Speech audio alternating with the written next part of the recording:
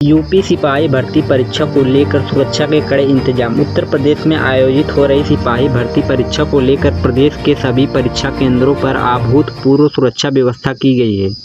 करीब 32,000 पदों के लिए हो रही इस परीक्षा में लगभग 28 लाख अभ्यर्थी हिस्सा ले रहे हैं, जिसके कारण रेलवे और बस स्टेशनों पर भारी भीड़ देखी जा रही है। परीक्षा में किसी भी प्रकार की धांधली या पेपर लीक को रोकने के लिए प्रशासन बेहद सख्त है। केंद्रों के भीतर महिलाओं के चेन, कुंडल, चश्मे और गहने उतरवाकर गहन जांच के बाद ही एंट्री दी जा रही है।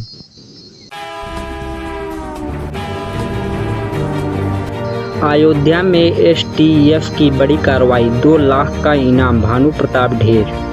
यूपी पुलिस और स्पेशल टास्क फोर्स ने अपराधियों के खिलाफ चलाए जा रहे अभियान के तहत अयोध्या में एक बड़ी मुठभेड़ को अंजाम दिया है। पूर्वांचल का सातिर और सुख्यात कॉन्ट्रैक्ट किलर भानु प्रताप सिंह, जिस पर करीब 2 लाख रुपए का इनाम घोषित था, एसटीएफ के साथ हुई गोलीबारी में मारा गया। इस बदमाश पर हत्या, लूट और डकैती के 40 से अधिक मामले दर्ज थे और मुठभेड़ के खिलाफ दौरान एसटीएफ के प्रभारी व सिपाही भी गोली मारने से घायल हो गया। पेपर लीक की अफवाह फैलाने वालों को सीएम योगी का कड़ा अल्टीमेट। योगी आदित्यनाथ ने सिपाही भर्ती व अन्य परीक्षाओं को लेकर सख्त रुख अपनाते हुए अधिकारियों को निर्देश दिया है कि परीक्षा को लेकर सोशल मीडिया या किसी अन्य माध्यम पर फर्जी पेपर बेचने या अफवाह फैलाने वालों के खिलाफ तत्काल राष्ट्रीय सुरक्षा कानून के तहत कार्रवाई की जाए। सरकार ने साफ किया है कि युवाओं को भविष्य के साथ खिलवाड़ करने वालों और परीक्षा को सुनिश्चित बिगाड़ने वालों को किसी भी उपद्रवी सख्त नहीं बरता जाएगा। इलाहाबाद हाईकोर्ट के अधिवक्ता जागृत शुक्ला का इलाज के दौरान पीजीआई में निधन।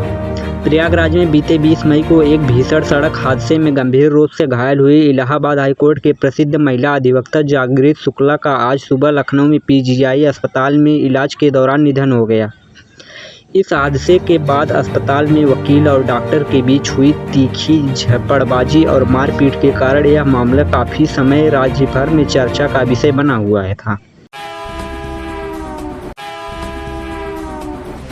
मेरठ में रिजल्ट खराब आने के डिप्रेशन में एमबीबीएस छात्र ने किया सुसाइड। मेरठ के लालू कुर्ती थाना क्षेत्र के एक बेहद दुखद घटना सामने आई है, जहां एक एमबीबीएस की छात्रा ने अपने तीसरे सेमेस्टर परीक्षा परिणाम को अच्छा न आने का कारण डिप्रेशन में आकर आत्मघाती कदम उठा लिया। छात्र ने रविवार को रात को अपने परिवार के साथ भोजन करने के बाद दादी के कमरे में जाकर पंखे से लेटकर आत्महत्या कर ली। डॉक्टर द्वारा उसे मृत घोषित किए जाने के बाद पुलिस मामले में जांच कर रही है। राम मंदिर के चढ़ावे और दान राशि को लेकर अखिलेश यादव और ट्रस्ट में सियासी घमासान। समाजवादी पार्टी के प्रमुख अखिलेश यादव अयोध्या के राम मंदिर को लेकर एक बड़ा राजनीतिक बयान दिया है, जिसमें उन्होंने दावा किया कि मंदिर के फंड और चढ़ावे से करोड़ों रुपए गायब हैं। उनके इस गंभीर आरोप पर पलटवार करते हुए राम मंदिर के तीर्थ नेत्र स्ट्रेट स्पष्ट किया है कि वे किसी भी प्रकार की जांच के लिए पूरी तरह तैयार हैं और राम मंदिर के किसी भी वित्तीय लेन देन की पूरी पारदर्शिता है। वाराणसी नगर निगम का बड़ा फैसला, शहर के बाहर शिफ्ट की जाएंगी मांस मछली की दुकानें।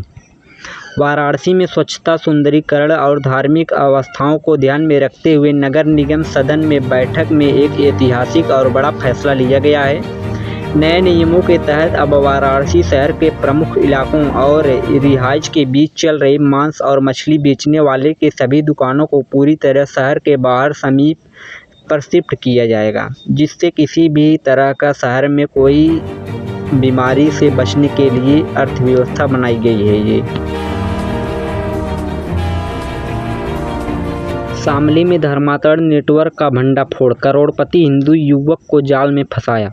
उत्तर प्रदेश के शामली जिले में एक सनसनीखेज धर्मांतरण के मामले में पर्दाफाश हुआ, जहां एक करोड़पति हिंदू व्यापारी के बेटे आयुष मालिक को एक मुस्लिम युवती ने अपने प्रेम जाल में फंसाकर उसका जबरन मंत्रांतरण कर दिया। माने मंत्र से उसका अपने वश में कर लिया। पुलिस की शिकायत के आधार पर प्रमुख आरोपी युवती चांदनी कुसैनी ने उसके सहयोगियों के खिलाफ गंभीर धाराओं में मामला दर्ज कर जांच तेज कर दी गई है। 1479 पदों के लिए जारी की गई exam city Cliff. Sanjay Gandhi की स्नातकोत्तर आयुर्वेदिक विज्ञान संस्था लखनऊ में नर्सिंग ऑफिसर के अन्य नॉन टीचिंग स्टाफ के 1974 खाली पदों के लिए भर्ती की बहुग्रीत एग्जाम सिटी क्लिफ आधारित वेबसाइट पर लाइव कर दी गई है। लगभग 1 साल के लंबे इंतजार के बाद होने वाली यह कंप्यूटर आधारित परीक्षा आगामी 19 से 23 जून तक राज्य के विभिन्न शहरों के लिए आयोजित की जाएगी।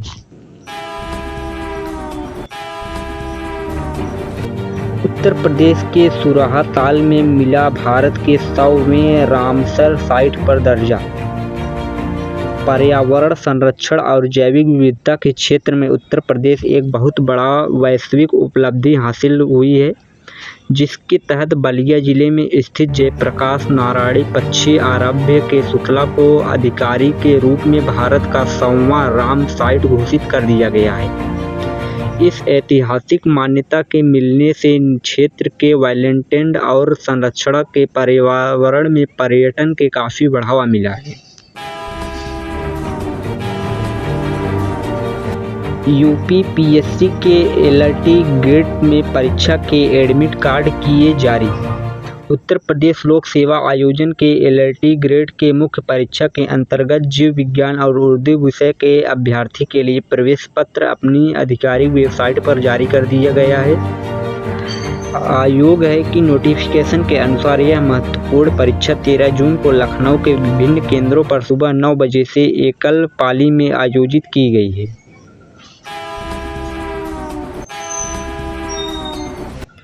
योगी सरकार की नई पहल। यूपी यंत्र ट्रैफिक पोर्टल पर कृषि कंपनियों का पंजीकरण शुरू।